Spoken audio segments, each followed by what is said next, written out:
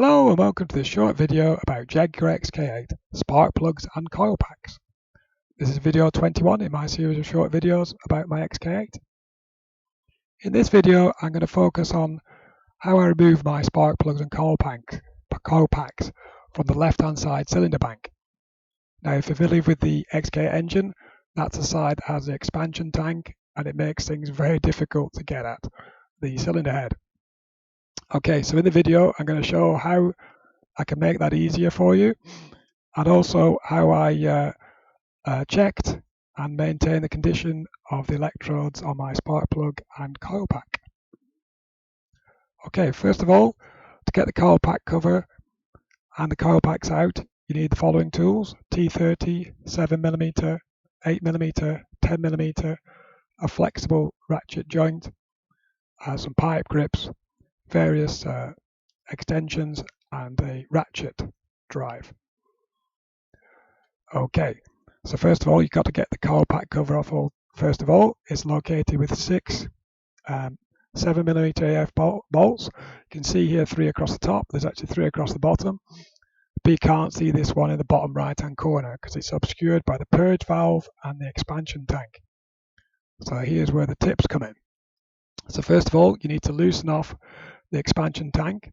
That's held down with a bolt here. On mine it's now a 10mm AF bolt, stainless, but it's normally a T30 cap screw. So you remove that, and then the expansion tank can be pulled out of its rubber grommets to the left here. Just pull it away and push backwards towards the center of the engine. Now you can see you're starting to get better access to that lower bolt you can see here. Now here's the top tip. Don't just leave it with the expansion tank being moved out of the way. Also move the purge valve. Now the purge valve is fixed to the sidewall of the wheel arch with these 2 nuts. There's 6mm nuts, or actually 10mm AF nuts. If you remove those nuts and obviously take the socket off of the purge valve, the electrical socket, tuck it out of the way here, you can actually pull it off the inner wing and move it out the way. Just pulls off these, basically they're just rubber bushes, and you can see then you get a clear line of sight from the side of the car down to that bolt. You can then use your extension and your flexible joint to get at that bolt quite easily, but a lot more easier than not doing it, to be honest. It's a 7mm AF socket. Now the other bolt is one that's very tricky. It's the one just the other side of the shock tower, because there isn't enough room to get a ratchet in there. So what I propose, the top tip, is to use the socket and some pipe grips and a screwdriver to hold it against the cam cover. Now none of these bolts are actually tightened down with any great torque, about 5 Newton meters, because they're all got brass bushes. So don't go over the top tightening them up. They shouldn't be too difficult to untighten. Okay, so that then you take the coil pack cover off. It reveals the coil packs. So we need to go about unbolting these and unclipping the harness. So first of all, the harness. In order to take the socket off, you need to depress this top. There's a little tab here. Depress that tab. You will then release it. Now a lot of these will be very, very stiff. So what I did was just get a little bit of a screwdriver or a sharp edge just behind the socket, just to push to encourage it, push it off. Don't go mad and break it, but yeah. Then actually you can just each of the coil packs has 2 bolts, one diagonally to the other. Again, the one underneath the expansion tank is the one I'll concentrate on today because that's the worst one to get out. So with the purge valve out of the way, you can get a clear line of sight to that lower bolt, which is the most difficult. Again, they're actually 8mm AF bolts times 2. Take them out, and then you get your coil pack. Now, there are 2 types of coil pack. There are a 2-pin type, as you can see at the top right-hand corner, and there is a 4-pin type. My car had 2 pins. being an early XK8, but I believe around about 2000, 2003, it started going to 4 pins. The part numbers are there listed for both types. So if you ever have to replace coil packs, please make sure you get the right type of pins. Okay, what I did to check my coil packs as much as I could, I actually checked the continuity across the 2 pins. Obviously it's a coil, so I checked it had continuity, there was no break in the circuit. That all worked out fine. I did that for all 8 of my coil packs in this instance. And actually I took the rubber sleeve off the top and examined the actual contact. And I was very surprised to see a buildup of dirt, or I'm not sure what it was, to be honest, dirt or something, debris built on the surface. So what I did, as you can see here on the right, so what I did is with a bit of Scotch-Brite, I rubbed all this away to provide a much cleaner surface for the contact and the electric to pass, the electric current.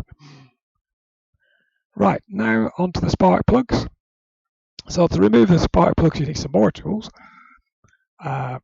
Obviously, you need a spark plug spanner, or if they're very, very tight, you're going to need a 60mm deep socket and 125mm or 5-inch extension, a ratchet.